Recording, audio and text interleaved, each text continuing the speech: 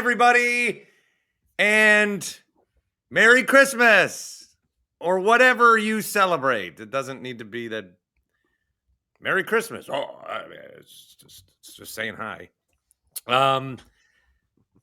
It's good to be with you guys this holiday season.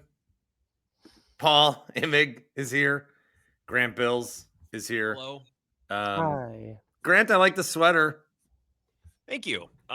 It was an ugly sweater day at work, and I don't like ugly sweaters. Why don't I just get a sweater that I can actually wear that leans a little like Neil's sweaters from the Santa Claus? Those are fucking Okay. Neil's sweaters in the Santa Claus are great. Yeah, Judge Reinhold. And actually, okay, there's two comments I have to make about your sweater. What a film. What a film.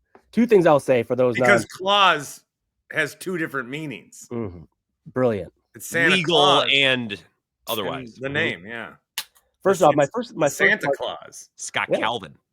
Yeah. The first thought, Grant, was that I was surprised when Grant said, when Bart said ugly sweater or whatever, because that sweater looks like it's something you'd wear. So that's number one. I don't know if that's maybe. Oh, I didn't say ugly. I like the sweater. Yeah. but it doesn't look like he was purposely doing something festive. It just, to me, that's like, oh, Grant would wear that. Yeah. Right? Yeah. And number two, as soon as you said the thing about Judge Reinhold, it was an instant, so you have to kind of, for those who have seen the Santa Claus a handful of times or more, like I have, but then see the sweater, it was just an instant click. It was pretty cool. I'd like to say another thing about Grant's appearance. What the fuck is this? I mean, this whole time, this guy's just been pulling off a mustache and nobody says anything. I mean, he's a young man with a mustache and it works. How did you get it to work? You just keep it long enough and people stop wondering why. You know that intro to The Office where they take bets if Stanley has a mustache? Do you know yeah. Yeah. If you would have said, Grant has a mustache, or and I wasn't looking at Grant, I think I would have said but not definitively. That's good, I feel like, for me. It's just part of the, look. He kind of looks like my dad's friend from high school that would come over sometimes as an adult. His name was Colin. Still is. But you kind of give me dad's friend from high school vibes. Mm-hmm. Did he come over with his friend gallbladder and small intestine? I mean, I'm sure the jokes have been aplenty on this man.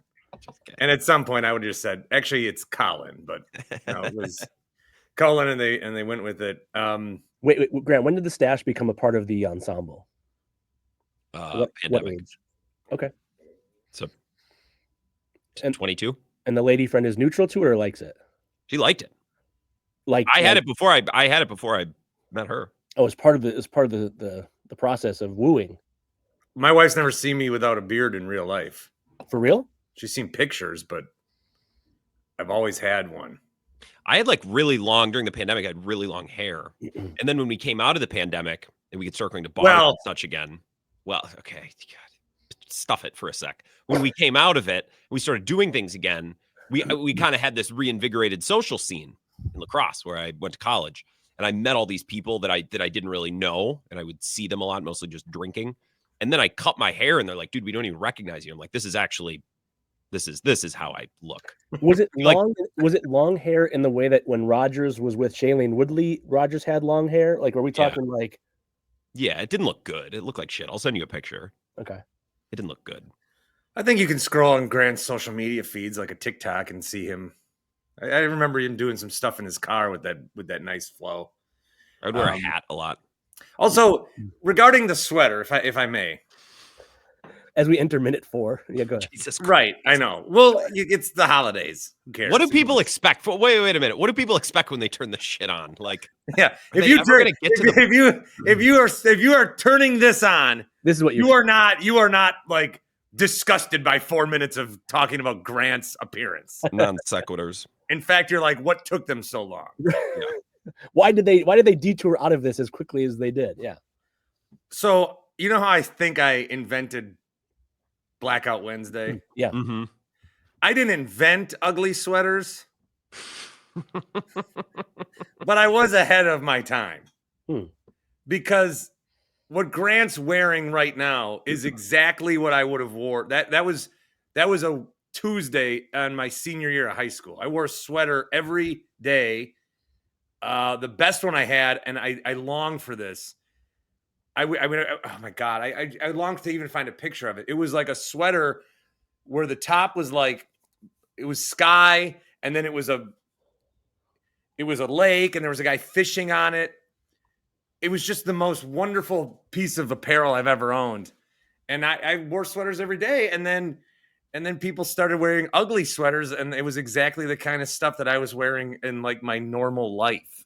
And you were wearing those sweaters every day, ironically, or you just got into sweaters?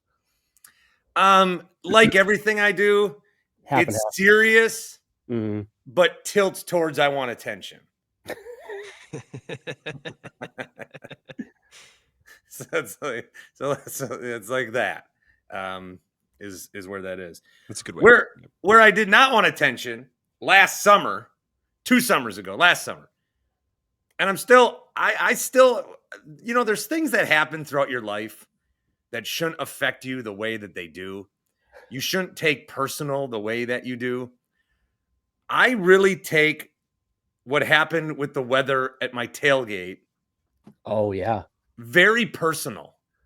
Yeah. Because what happened was there was a forecast, and it was like 78, 78, 78, and then one day 100, and then back to 78, 78. And while there have been glitches like this happened a couple months ago where Apple's like 133, but it was like that for an hour, and then it went back.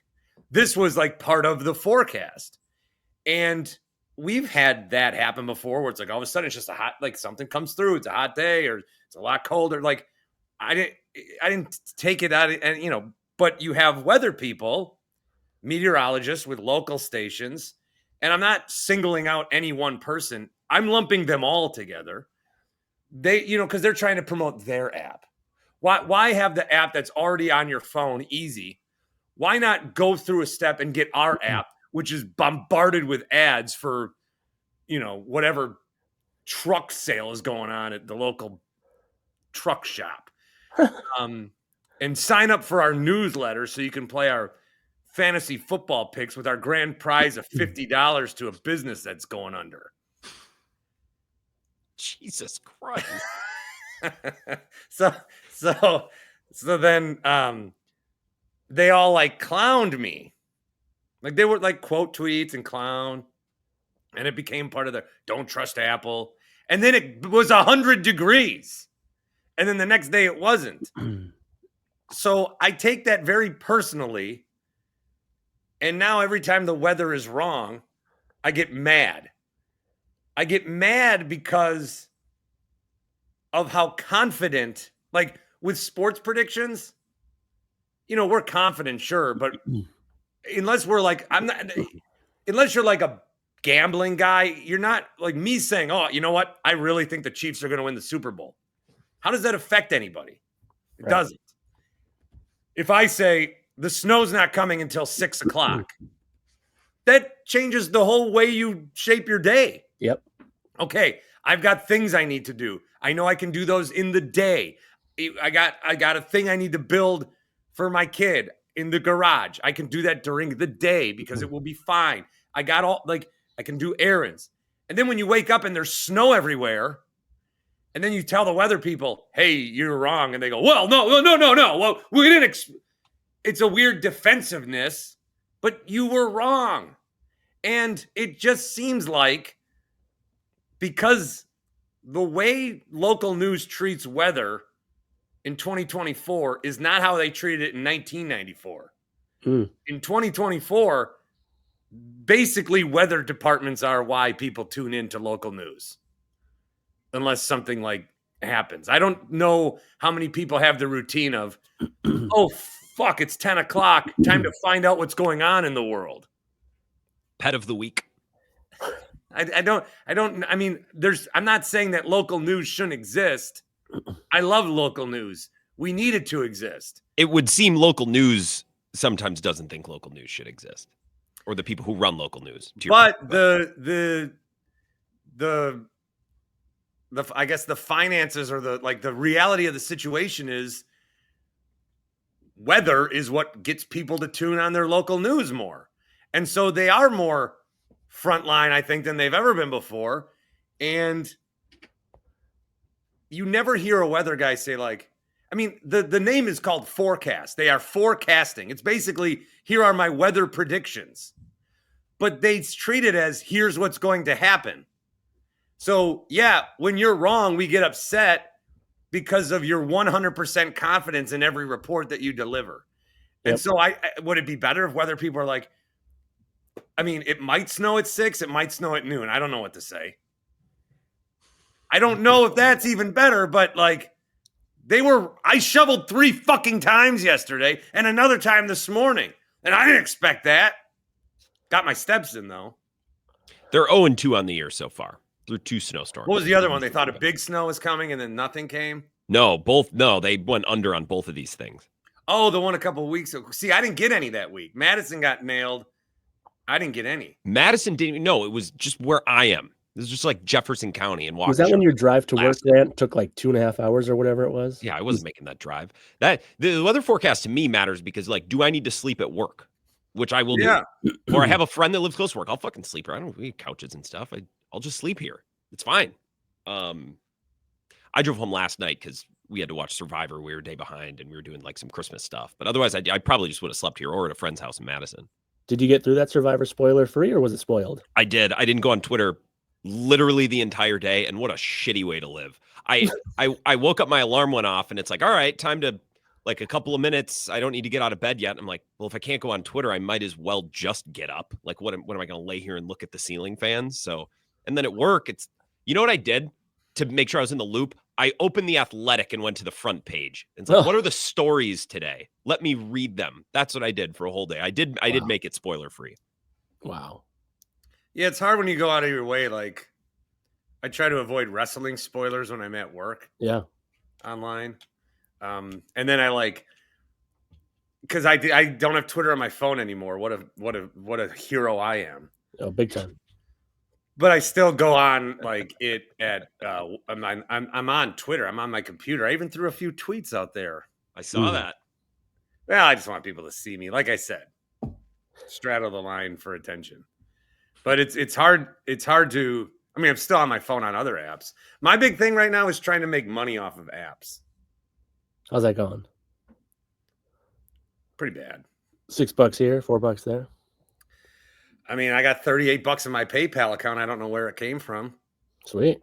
I got Cash App had a promotion that if you buy $10 of Bitcoin, they'll give you $10 of Bitcoin. So I'm up to $20 of Bitcoin. Have you guys been following the Hawk Tua coin thing? I saw.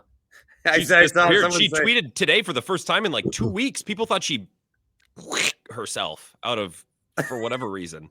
Yeah, the Hawk Tua girl died, people got robbed from a Hawk Tua meme coin. Tell anyone years ago. I just got back. It's 1999. I just got back from the future. You guys wouldn't believe what happened. What happened, Bart?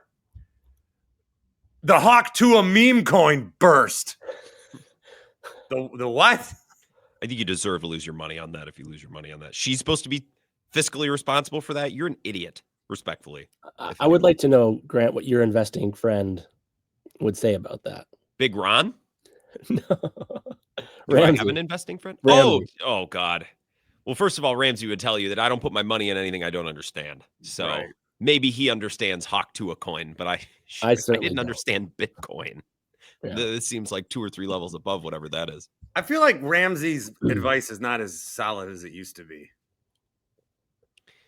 I think Ramsey's advice is a floor raiser for every poor person in the world. I don't know that it's a ceiling raiser for everybody, but I feel pretty confident that if a poor person does what Dave Ramsey says, they will, at some point, depending on their situation, cease to be poor. I'm sure there's better ways to get filthy rich, but I don't know that there are. I don't know that there is a more tried and true way to not be poor. What does it say about our education system? Because I think they teach the wrong things in schools. I'll be this guy. He's the Mike Budenholzer of financial advisors. They need to teach like life lessons more than what the fuck happened in 1400 Europe, you know? Because Dave Ramsey has made millions of dollars by telling people don't accumulate credit card debt if you can't afford it. Like, people should know that. But they never find that out until Dave Ramsey tells them. Is that kind of insane? Yeah, some people just don't have that thing in their head with credit cards. People like that in college, like a buddy who would just be maxed out on 5 of them and never had money to buy pot. He's like, oh, man, I got a headache. I'm getting paid tomorrow. Can you just, it's like, Jesus Christ. Nah, I wasn't the one selling, but you always know a guy who, like some people just aren't wired. Some people need Dave Ramsey. And I think to your point, that's probably an indictment on our education system. I would feel the greatest piece of financial advice that I could give is look for deals, including the deal that I have for you. Oh, jeez. HappyPlaceHemp.com. That is not the jingle, but I am going to make it better. And I'm having a brain malfunction. What is happening? This is where I would actually edit if we did that stuff, but I don't care, so I will keep on going. So HappyPlaceHemp.com is 25% off every order. I believe you should, depending if you're listening to this on Christmas Day with the family around the fireplace, you've already opened your presents. So the stocking stuffer, but a New Year's Eve gift, that's a thing. People put presents under the New Year's Eve tree.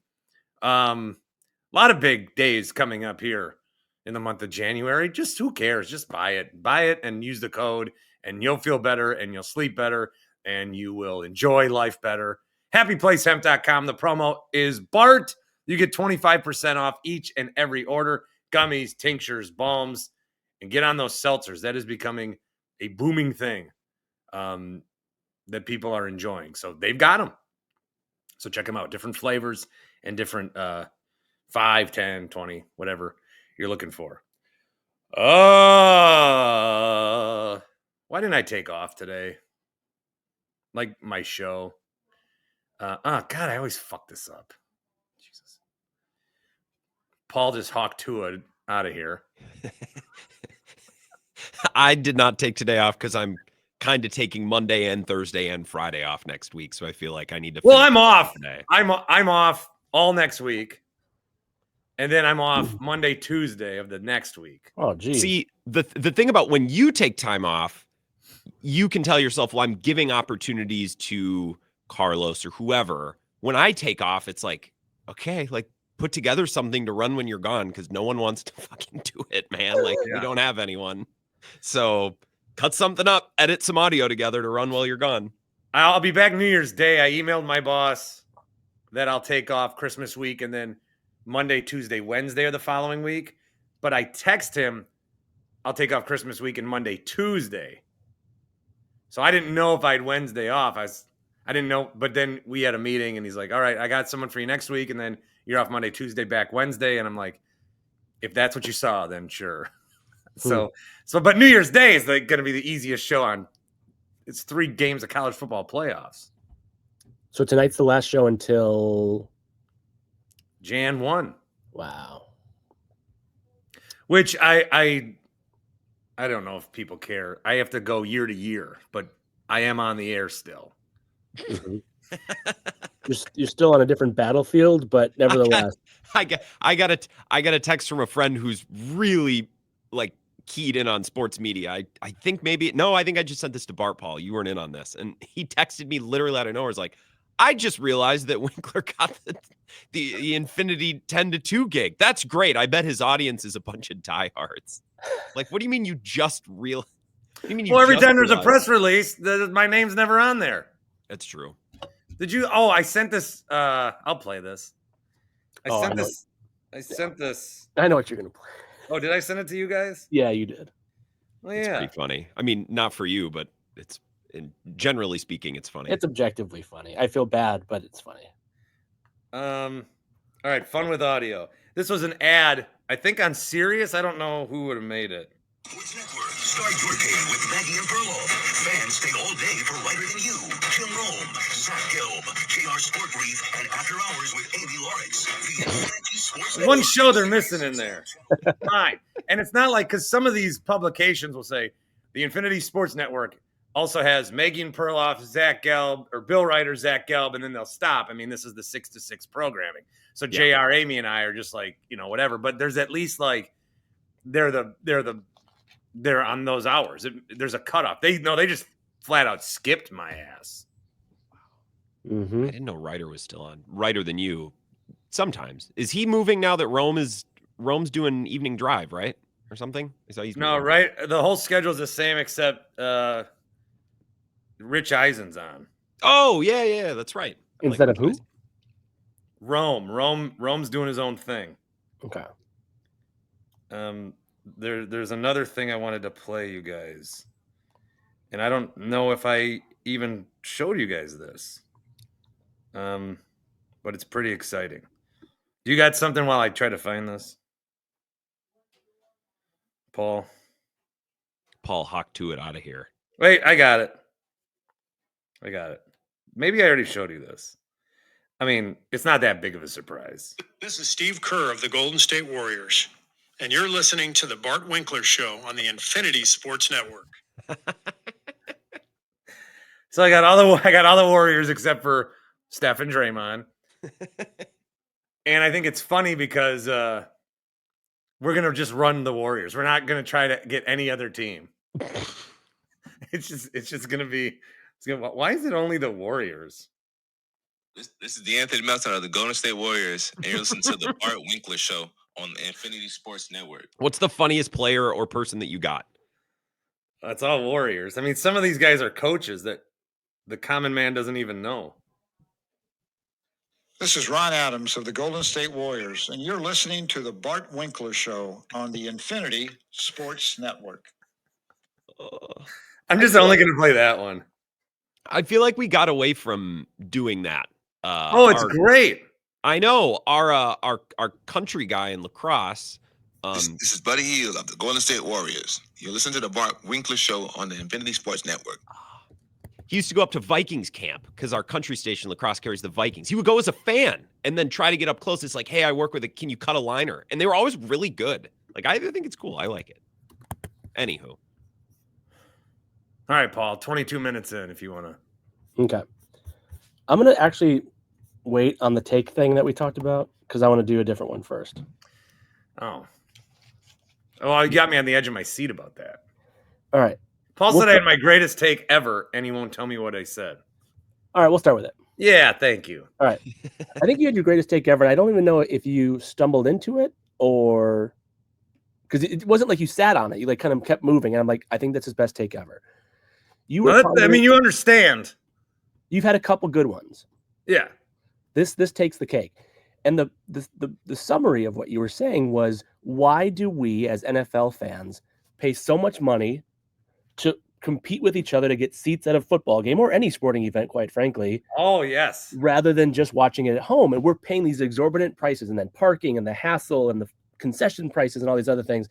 I've had this thought for a long time where if you go to a TV show taping, like a show that tapes in front of a live audience, like they're like so happy to have you there for free. Yeah, and no one pays to go watch Jimmy Fallon. Right. It's free. And they're like super stoked to have you there. And like, they'll give out merchandise and like. Have you been to one of those tapings, Paul? One of the late nights? Yeah. Yeah, that's not surprising.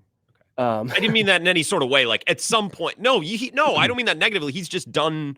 He's gone I would to New love York. to. That's a dream of mine. We'll have to talk about that another and time. I just want to be in the audience for like Judge Joe Brown or some fucking guy. Like I just want to be in the courthouse. You mean not in the courthouse. Yeah. But I've had this thought for a long time, which was like, why is there this difference? So we are, as sports fans at a crowd, extras, are we not? Yeah. We're part of the TV product. We are enhancing the television product by being there. Which was made abundantly clear in 2020. Thank you, Bart. Like it was not the same. It sucked. Yeah. And that was like proof of it. Of like these billion-dollar TV contracts ultimately in a lot of ways come down to like how good was the experience for the home viewer. the live ticket price is a part of an NFL team's revenue, but it's a small piece in the grand scheme of everything. So why would you not just say we need our 70 to 80,000 most engaged, crazed fans? Okay, we lose what's face value of a good ticket, like $180 times whatever. If the TV product is enhanced by that, we are just extras. Like it's a very odd thing. And I say this as someone who's obviously paid to go to events, but the more you really analyze it and compare it to anything else that exists of a TV show taping, we are paying to be an extra. We are paying to be an enhancer of the TV product in sports when that doesn't exist anywhere else. But then the other thing too is if the team said, all right, we're going to give out, because sure, there's face value tickets, but I don't going to this Vikings game coming up. I'm not giving the Vikings money. We're going to give a guy who got the ticket and is going to charge 3 times the face value for the ticket. So even if you gave free tickets out, those tickets are getting sold. You're still going to have to pay your way in. Mm-hmm. So but it's just that's a transactional part of sports that I think we just have come to accept, is that even though they need us there more than we need to be there, we want to be there so bad, we're going to pay for it. Yeah. So is the same true of concerts? Like, what's the difference then between a concert and a football game? So I think the big difference is same with like a Broadway theater production. It's not on TV. Okay. Yeah, okay. I needed you to draw that line. That's a good line. I should have and if it was on TV, nobody in the history of life has ever watched a concert and said, "Oh, it was better." Jesus Christ. Hold on. Hello?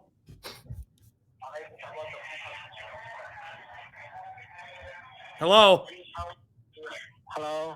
Yeah, what's up? I'm speaking to Brad. You're speaking to who?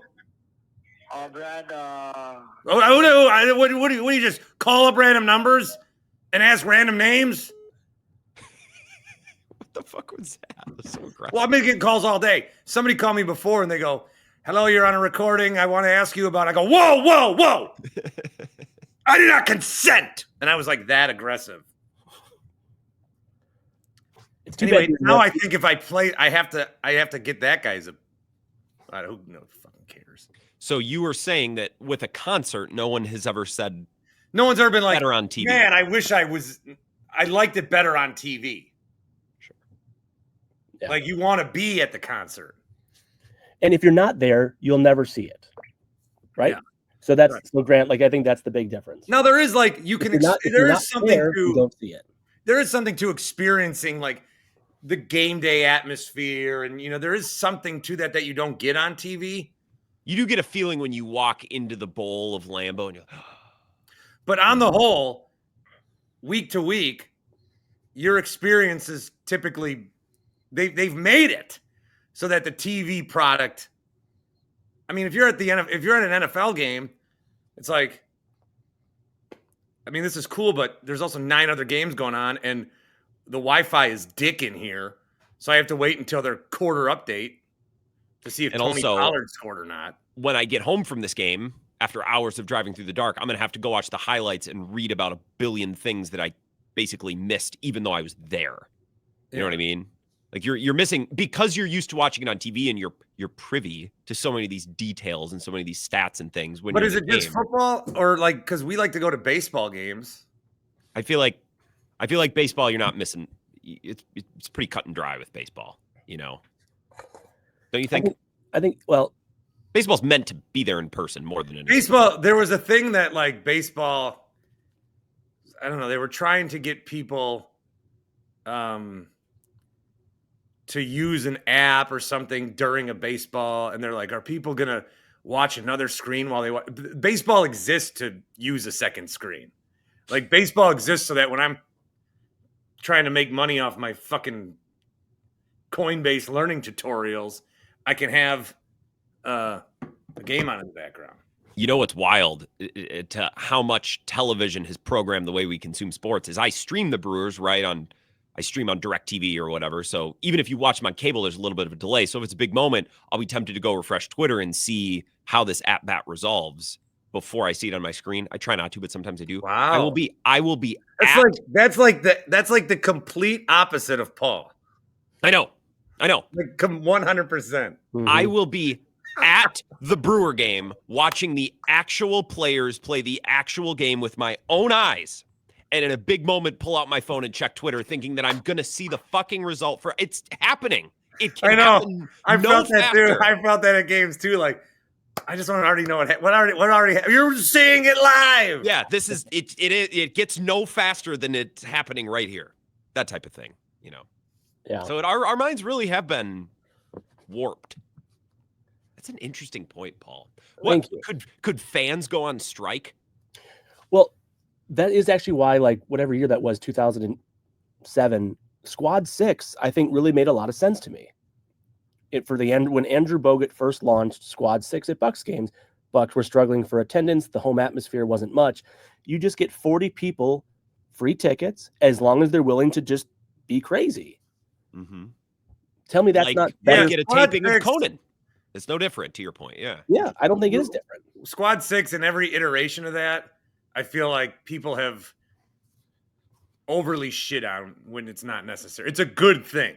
Again, like the wall at Clippers games. Yeah, the wall at the Clippers. The problem with the wall is that I don't know that they get that filled every night. And certain evening drive shows, when things like that happen, it's like, well, yeah, let's see that get filled up in January, though. It's like, okay, you fucking dick. Like, it's still cool. Like, why are we I don't know. Yeah. Hey, if you're trying to worry about getting the Clippers wall filled out, why don't you worry about getting a Buffalo Wild Wings filled out before you start criticizing anybody else? I don't even know what that's referencing. I do. But I'm just saying that as an example. I don't know what it's referencing. That's just a battlefield. I am not. I only say that because I do evening drive. So I'm just saying, generally speaking, other shows. I'm saying if you can't draw out 5 people at a fucking restaurant where you're giving away tickets.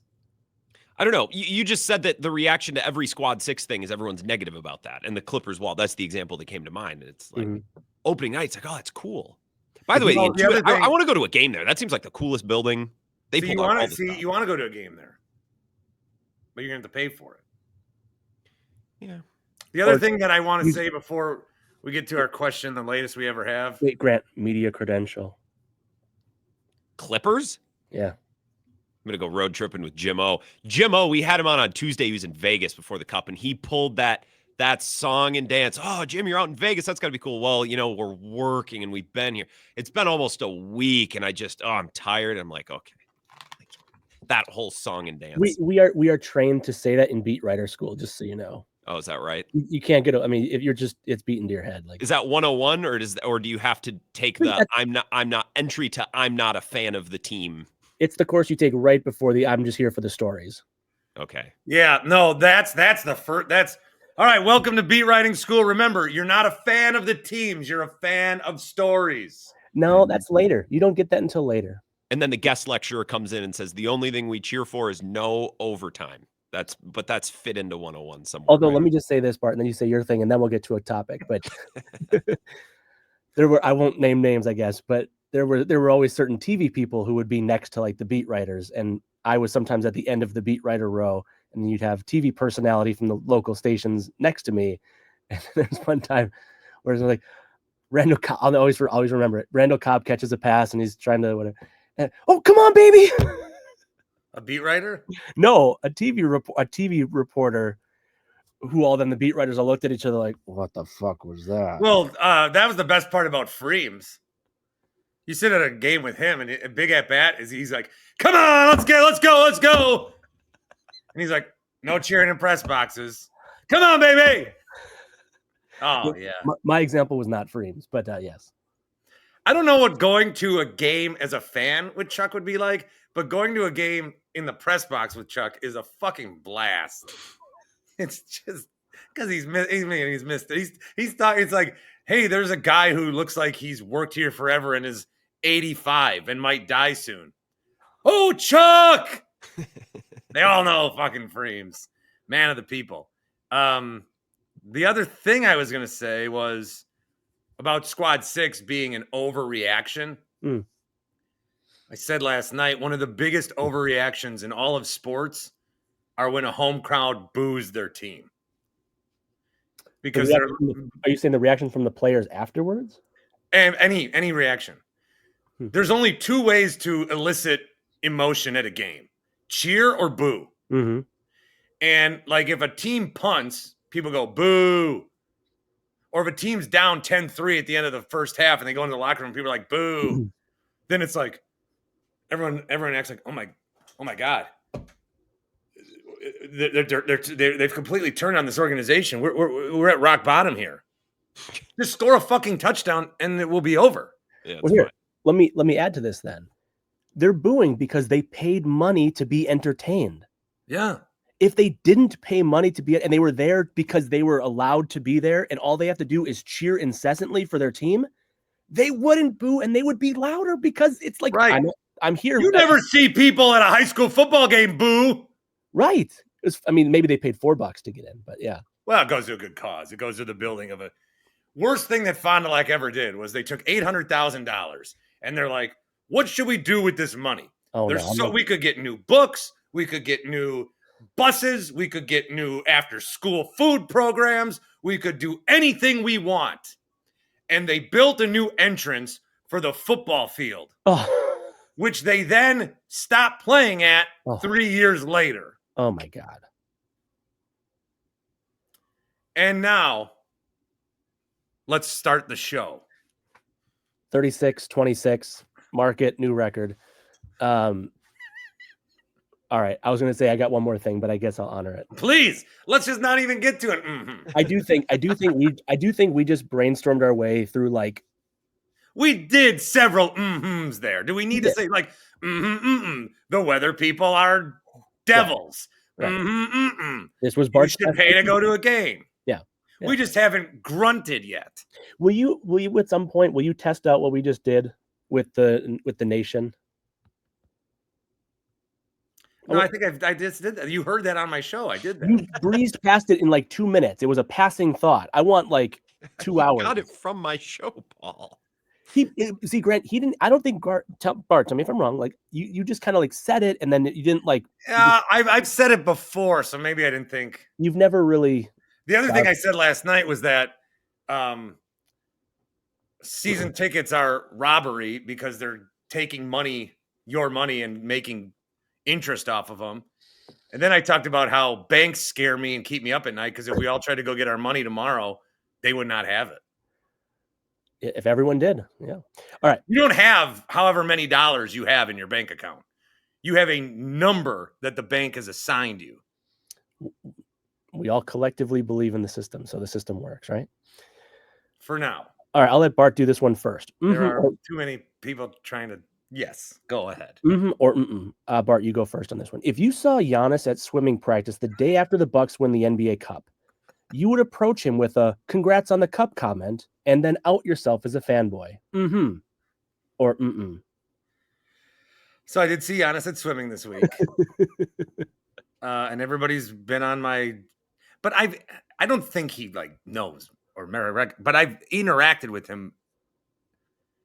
Like if there's somebody that you see at the grocery store once a month, by like month 10, you're like, oh, I recognize that person.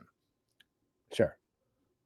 So, I mean, I've seen Giannis.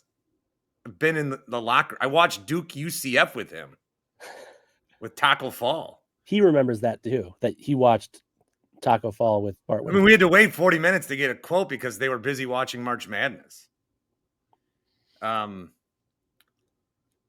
We can move past this one. I just had to give you a hard time. No, it's weird because then we don't have Giannis was sitting at the table where there's also coloring available, where kids can color. And at one point, it was my son, my son's friend, and Giannis, the three of them at a table. It's so weird.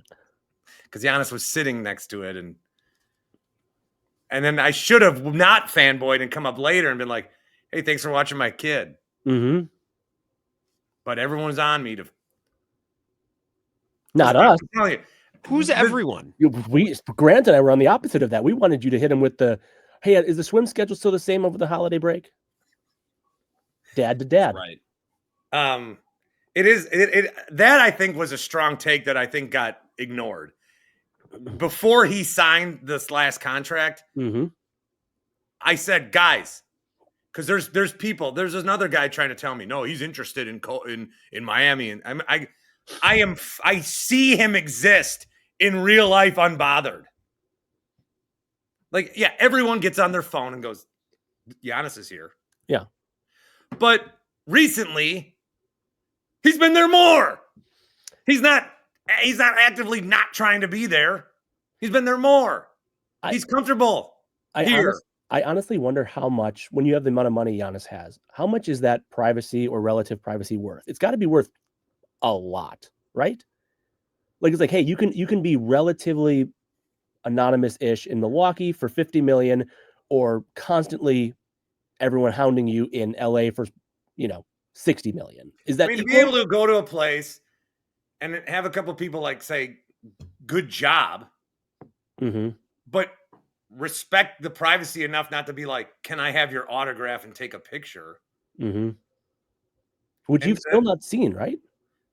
And I won't. Yeah. And I think even like I just think even wherever he goes, like he could drop off his kid at school and people are like, oh, yeah, you're excited to see him because he's the best player we've ever had. So I make sure, because did I have a Bucks hat on that night? One night I had a Bucks hat on, but one night I had a Warriors hat on. So I had to. Did you throw away? Oh no, guys. Oh boy. There's a dead squirrel on my head. It does kind of look like that. All right. Grant, any thoughts on this topic, or we can move on? The Giannis at swimming thing? Yeah. It's just every interview or every anecdote I see or hear from Giannis makes me think, oh yeah, he's not fucking leaving. You know what I mean? Like, of course he's not going anywhere. He has never, in this whole 10-year, if you look back, there's never been anything. Oh, there was one time he did an interview where he's like, remember that? But then he signed the week later. He said something weird one time. I do remember that. But other than that. Yeah. All right, moving on. Next to our Packers, and I'm really excited for both, and they kind of tie together. Ryan Wood tweeted the following: watching the Bears break Caleb Williams, there's no question they would have found a way to break Patrick Mahomes too. I want to tie that into this question. Ooh. Well, go ahead. You can comment. You don't need my. No, I'm just reacting. No, I'm just reacting.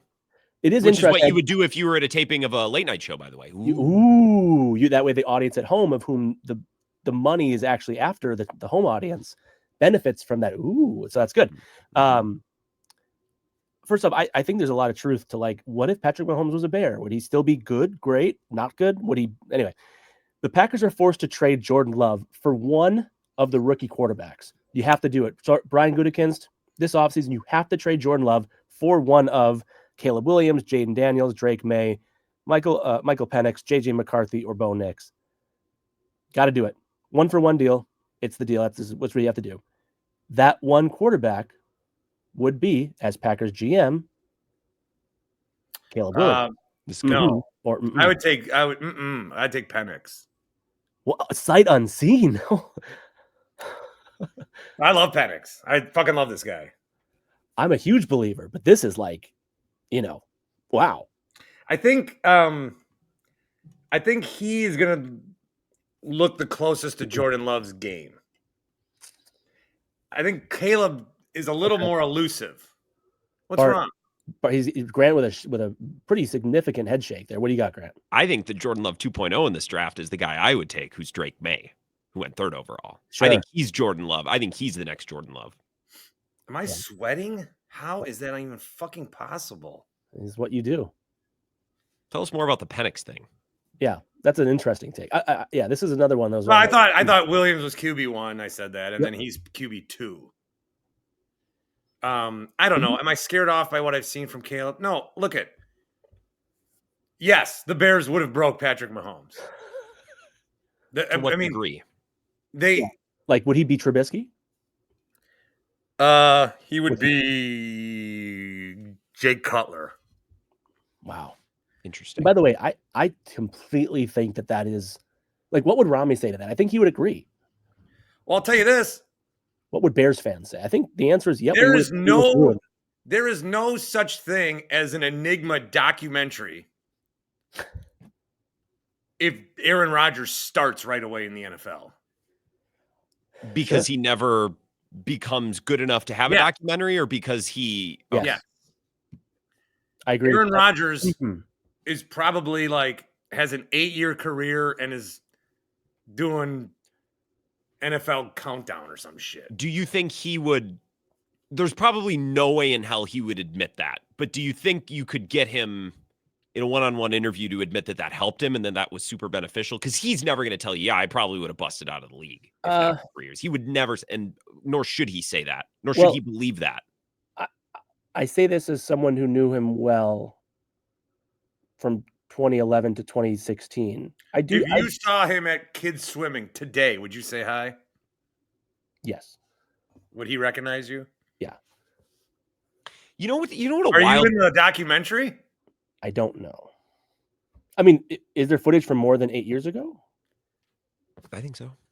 Yeah. I think there is. That's been like the last week of Packers-centric Wisconsin sports talk radio has been, I might watch it, I might not, but I do hear that I make an appearance, so maybe I'll have to get around to it. Like, that's been the entire last week. It's the same with Making a Murderer.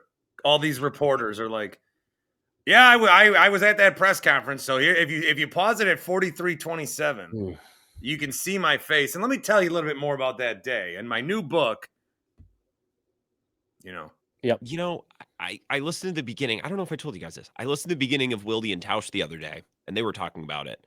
And I did not know, Paul, you can speak to this. I did not know the degree to which Wilde and they're close. Families were close. He's talking about how Rodgers came to the hospital when one of Wilde's kids was born. He would come over and play with the kids. Like a lot of these Packers reporters or people who talk about the Packers now have come out and said it's almost, and maybe this is over dramatic. And again, you speak to this, but it's almost hard to watch him now because he's so far removed from the Rodgers that I once knew. And I don't even know if they're saying that the man he's become is bad, or it's just it's almost like some of these folks don't even recognize Rodgers anymore. For better or worse, that's up for them to decide. I don't really have an opinion, but that's just an interesting spin that I've heard a lot of Packers people have over the last week or so. Yeah, I think it goes back to one of Bart's other top 5 takes, which is the chameleon take of Rodgers. I think there's been a few different iterations since I last saw him. You know what I mean? There was the Martellus Bennett era of Rodgers, and then there was it's like a spectrum. Well, I think you know what I think should have been paid more attention to in the past is the Packers should have been better about who they put Rodgers' locker next to. If they would have put Rodgers' locker next to, just a normal guy that's got 3 kids, instead if you stick him next to Captain Condom David Bakhtiari, then he's going to be all fucking nuts. All right. Well, for the record, their lockers were across. Captain Condom's really good. It was a good line. Their lockers were nowhere close to each other. Hey, I got these packs of Magnums. Yeah, I need it. I'm big. My wife can't wait to fuck me. So the presentation, the reaction to Enigma from a lot of folks has been like, wow, people are going to see a side of Aaron Rodgers that they never knew existed. He's the most misunderstood person in sports, and that's why people don't like him. And I've seen all those comments, and I've been reminded of that scene from The Office when Stanley and Michael have it out. And Michael's like, Stanley, maybe you don't like me because you don't know me very well. And Stanley's like, no, I know you. I know you very well. And the more I know you, the less I like you. And that's kind of how I feel about Rodgers. I don't think it's a misunderstood thing. However, reading the book, Ian O'Connor's book, and I haven't watched friend of show. In reading that book, and I haven't watched Enigma yet, and I'm probably going to next week. I think the thing that a lot of people actually don't fully grasp and will appreciate is his family life was pretty darn unique, right? The religious background, right? The approach that his parents took. I don't know that a lot of people fully grasped that. And I don't want to say that made him who he is, but I think it's a big part of his story that a lot of people up until recently kind of, at least I didn't really know about. And I'm a Packers fan, so I don't want to speak for anyone else, but I was pretty in the dark on that. Well, Grant, when you were in the dark.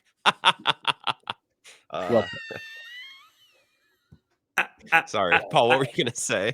Grant, when you were 13 years old and Rodgers was beginning his local radio show, and yeah, I think that is the accurate age, he quoted biblical scripture on like non-ironic, like it was just kind of part of his, and that was 13 years ago when he would, or no, yeah, that's about right, isn't it?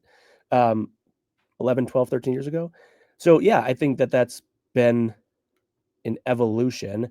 Like the thing that I wish I could do differently is like probably the two people I enjoyed the most interviewing in my journalistic career are now two people who are very, very, very divisive, even for me, Rodgers and CM Punk.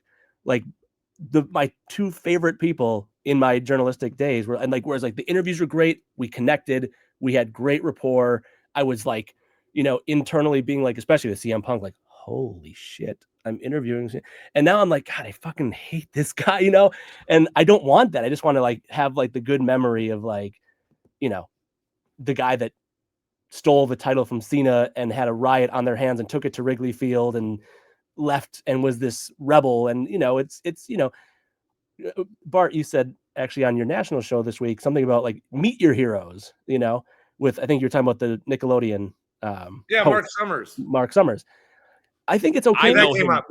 I know Yeah. him from Food Network, by the way. Oh, right. Oh, that's right. Unwrapped was such a good but there were some really just incredible experiences and in that time period with both guys. But speaking of Rodgers, it's like, so when he was, I'll share this story. I was debating over the past 5 minutes whether to share it, but whatever. I was about to say, why don't you whip this stuff out more often, Paul? You covered Aaron Rodgers closely for a long time, and I keep things close to the vest, but you do. I'll share this. Paul's real name's actually Rick McDonald. I don't know what that would mean. So when first thing I could think of, when my wife and I were in New York and he was dating Olivia Munn, we were like on the set of The Newsroom and she was filming outside and they did a whole thing. And then afterward we were talking to her and, you were there with Rodgers? No, he wasn't there. Okay. No, sorry. But she was there filming and it was whatever. And we talked to her for a long time and she was awesome. You talked to Olivia Munn. Well, yeah, whatever. And I'm saying it just to say, then when I got back to, I think this was right before training camp, and the first thing he did at his opening press conference was, Paul, how was New York? Or something like to open his press conference, which I hated because I don't like, I'd rather just be. Stop. I would. Come on. I think my appearance on this. I think you believe that, but like there was so anyway, I'll watch it, and not because I'm obligated to watch it, but I think it'll be interesting. But it's I do perfect. think we have a couple days off around Christmas with family. It's going to be perfect to watch next week. All of this to say, when we first got this one, I think Rodgers would tell people now, especially maybe not like in the heart of his 30s, but I think now he would say, oh, sitting for 3 years was great, I highly recommend it. I really think that. Well, I think one of the only nice thing I ever say about him is how he didn't use the Packers drafting Jordan Love. While he may not have liked it, he didn't use it against Jordan Love. Right. Like Favre used it against Rodgers. Mm-hmm. And so, he says he wants to help mentor a guy. I believe that because, Jordan Love, and so maybe there is another, if there's another side to Rodgers, then why do you choose to show us this one? It's a funny question. Right? Yeah. Like, if you really knew Aaron Rodgers, Rodgers has ample opportunity to present the way he wants to be viewed. That's what I was like. He can't be misrepresented. He's on McAfee for an hour every week, and now he has his own documentary. We know who he is. Yep. We know who he is. He has gone out of his way to show us. But I think unless this is all some big Andy Kaufman thing. Yeah. But I think to your point, it's who he is right now. And I think that's the whole chameleon part of it. And I do think that there will be a time where he looks back and says, "Man, I was a fucking weirdo." Don't we all do that to some degree, though? Well, if we see, most of us try to grow. Rodgers seems to be digging down. Well, no, but I think he would tell you like it's all part of the spiritual journey and the ayahuasca and like it's finding the divine feminine. Oh, that clip about the butterfly, that made me realize why people do drugs. Because he was like, oh, because we all know, we've all learned that a caterpillar becomes a butterfly. But when you first learn it as a child, there's a sense of wonder and wow and magic. So doing drugs gets you back to like feeling that you're finding that out again. But my whole thought was, it's like, okay, Rodgers, I think Rodgers feels like he's the first one to ever connect caterpillar to butterfly. Is like there's a feeling of he feels like, I feel like he's presenting that I'm first. I'm the one who figured this out.